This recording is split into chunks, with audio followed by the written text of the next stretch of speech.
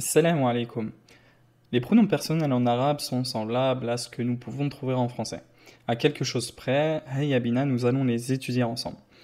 En français, les pronoms personnels sont je, tu, il, elles, on, nous, vous, il, elle. Donc 9 au total. En arabe, il y en a un peu plus étant donné qu'on ajoute une distinction pour le tu masculin et le tu féminin, ainsi que pour le vous masculin et le vous féminin.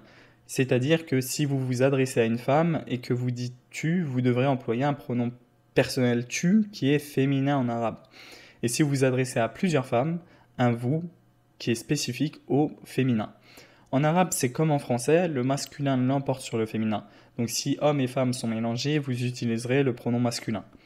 Listons ensemble les pronoms personnels en commençant par le singulier. Je se dit ana, tu se dit anta, tu mais féminin se dit anti, il se dit huwa, elle se dit hiya. Concernant le pluriel, nous se dit nahnu, vous se dit antum, vous mais féminin se dira antunna, il se dira hum et elle se dira hunna. Petite particularité à la langue arabe que nous n'avons pas en français.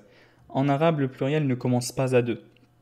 C'est-à-dire qu'en théorie, lorsque l'on parle de deux personnes ou que l'on s'adresse à deux personnes, on n'utilisera pas l'accord ou les pronoms du pluriel, mais du duel. C'est un mode qui est spécifique à la langue arabe. Le pluriel commence à partir de 3 en arabe, contrairement au français qui commence à partir de 2. Je dis bien en théorie parce qu'en vrai, on utilise souvent le pluriel même à partir de 2. Sauf lorsque l'on veut vraiment être précis et qu'on ne veut pas faire d'erreur d'accord, on utilisera donc le duel pour parler de deux personnes.